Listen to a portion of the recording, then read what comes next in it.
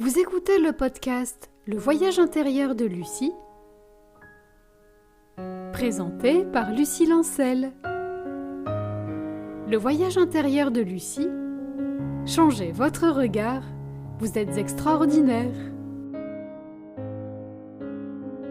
Bienvenue pour cet étrange voyage où votre guide est une personne non-voyante qui vous invite à changer votre regard sur vous-même et sur la vie. Je suis ravie de vous retrouver pour ce nouvel épisode qui a pour titre « Et si on se laissait guider par la joie ?» Je ne sais pas si c'est pareil pour vous, mais moi, s'il y a un moment de la journée où je suis efficace, c'est le matin. J'ai plein d'idées, je réfléchis mieux, et c'est vrai dans tous les domaines. La cuisine, le podcast, les tâches administratives. Du coup, j'essaie de réserver les matinées pour les tâches qui ont vraiment de l'importance. Un jour, j'avais décidé de consacrer une matinée à mon podcast et à la pratique du chant que j'avais un peu négligé. Mais voilà que mes parents m'annoncent qu'ils vont sur le marché et ils me proposent de les accompagner. Ce qu'il faut savoir, c'est que moi, les marchés, j'adore ça. L'ambiance, les sons, les odeurs, entendre les gens parler. Et quand on ne voit pas du tout, c'est compliqué d'aller sur un marché en étant seul. Il y a beaucoup de monde, c'est difficile de se repérer. Alors, je vous laisse imaginer le dialogue entre mon cœur et mon mental. D'un côté, il y a le mental qui dit « Ah non, aujourd'hui tu ne peux pas. Tu dois travailler ton chant, ton podcast. Là, tu n'as rien fait cette semaine, alors il faut que tu t'y mettes. » Et de l'autre, il y a le cœur qui dit « Oui, mais ça fait si longtemps qu'on n'a pas pu aller sur le marché. Et il fait si beau dehors. » Et si vous vivez dans le nord de la France, ou si vous connaissez la région, vous savez que le soleil, on en manque parfois cruellement. Et puis, quelque part, j'ai de la gratitude envers la vie de me donner cette opportunité. Toutes les personnes non-voyantes n'ont pas, dans leur entourage, des proches qui leur proposent gentiment de les accompagner sur le marché. Je finis donc par accepter. La petite fille à l'intérieur de moi, elle était heureuse. « Oh, cool, on va sur le marché, on va profiter du soleil, de l'ambiance. Ça va être génial. » Mon juge intérieur, lui, il était pas très content. Je dirais même plus, il était très fâché. « Dis donc, Lucie, c'est comme ça que tu penses progresser ? En négligeant le chant, le podcast, c'est ça ta stratégie pour inspirer les autres et transformer le monde ? Je vais te dire, moi. Tu as peur de ne pas y arriver, alors tu t'inventes plein d'excuses pour ne pas travailler. Aïe ! L'artiste à l'intérieur de moi s'est mis à douter. C'est vrai ça ? Est-ce que je n'étais pas en pleine stratégie d'évitement ? Sur la route, j'ai laissé mes parents discuter entre eux et j'ai réfléchi à la question. Et tout à coup, la réponse m'est venue. C'est vrai que les stratégies d'évitement, je connaissais bien, et j'aurai l'occasion de vous en reparler. Mais ce jour-là, j'avais décidé d'offrir à l'artiste à l'intérieur de moi un moment de joie. C'est à la joie que j'avais donné la priorité. Et dans notre société, c'est pas quelque chose qu'on fait facilement. Mais si un artiste veut créer quelque chose, la joie, c'est l'ingrédient numéro 1. Alors là, vous allez peut-être me dire « Oui, mais Lucie, moi, je suis pas artiste, alors ton épisode, là, ça me concerne pas. » Ah, mais détrompez-vous. À partir du moment où vous avez besoin de créativité, il y a forcément un artiste à l'intérieur de vous. Et la créativité, vous en avez besoin tous les jours.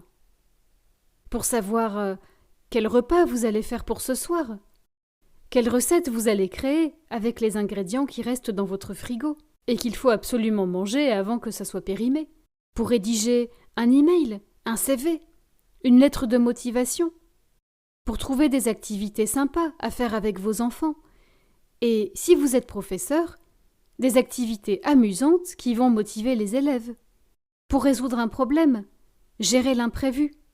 Donc vous voyez, ce n'est pas parce que artiste, ce n'est pas votre métier, que mon épisode ne vous concerne pas. Je ne sais pas si pour vous c'est pareil, mais moi, souvent, quand je me réveille le matin, je suis en mode « il faut ».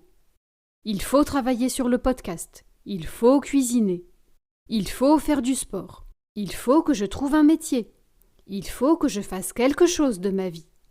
Le problème, c'est que ce « il faut », ça nous stresse. Et personnellement, quand je suis stressée, mon cœur est fermé. Rien ni personne ne peut y entrer. La joie, au contraire, elle ouvre nos cœurs. Et avec un cœur ouvert, ça va être beaucoup plus facile de quitter notre zone de confort. Aller vers les autres, faire de nouvelles expériences, apprendre une nouvelle discipline, utiliser un nouveau logiciel, apprendre un nouveau sport. Si vous ne savez pas trop quoi faire de votre vie, que vous cherchez un nouveau travail ou une activité que vous pourriez faire bénévolement, la joie peut être une véritable boussole intérieure. Si vous ressentez de la joie quand vous faites quelque chose, vous êtes sur la bonne voie. La joie nous rend plus libres, plus légers. Alors, pendant les prochains jours, je vais vous proposer de vous transformer en détective. Mais vous n'allez pas résoudre des meurtres ou des crimes affreux comme ça.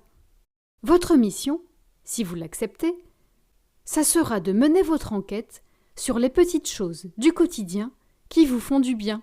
Et ça peut être n'importe quoi, hein. L'odeur du café ou l'odeur du pain frais quand vous passez devant une boulangerie. Le bruit du café qui coule dans votre tasse, le chant d'un oiseau, la sensation du soleil sur votre peau. Ça peut être aussi un objet, sa forme, sa texture. Quand j'étais petite, ma sœur avait une boule à neige. C'est très visuel. Pourtant, moi, j'adorais la toucher. J'aimais beaucoup sa forme ronde. Et quand on la secouait, on entendait le bruit de l'eau. Oh, j'adorais ça, moi. Alors évidemment, le but, ce n'est pas d'être en joie tout le temps. J'ai déjà essayé, c'est pas possible. D'une part parce que, selon les épreuves que nous vivons, ça va être plus ou moins facile de retrouver la joie. Mais aussi parce que, dans la vie, tout est mouvement. Les émotions, c'est comme des vagues. On ne peut pas être dans la joie en permanence. L'idée, ça va être de changer votre radar intérieur. Focalisez votre attention sur ce qui vous fait du bien. Parce que là où l'attention va, l'énergie va. Autrement dit, autant focaliser sur ce qui va vous permettre d'aller mieux. La joie nous aide à nous sentir plus vivants. Mais depuis des siècles, nous vivons en mode survie. Comme si nous étions poursuivis en permanence par un ours ou un tigre. Et ça provoque le stress dont je vous parlais tout à l'heure. C'est la peur qui domine.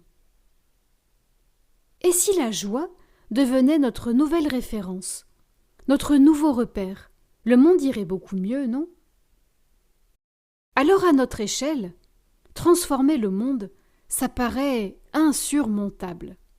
Mais peut-être qu'on pourrait commencer par nous-mêmes. Cultivons la joie comme on cultiverait une fleur.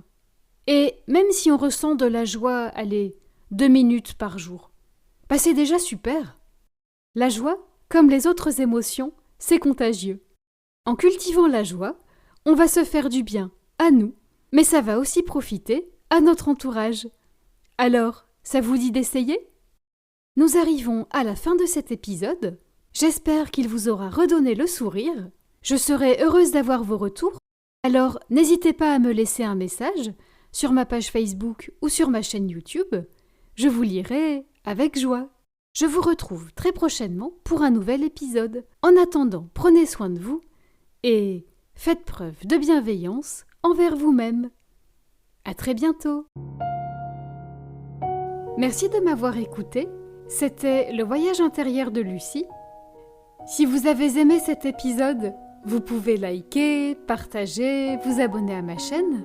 Ce podcast est disponible sur toutes les plateformes numériques, Apple Podcast, Spotify, Google Podcast, Deezer, etc.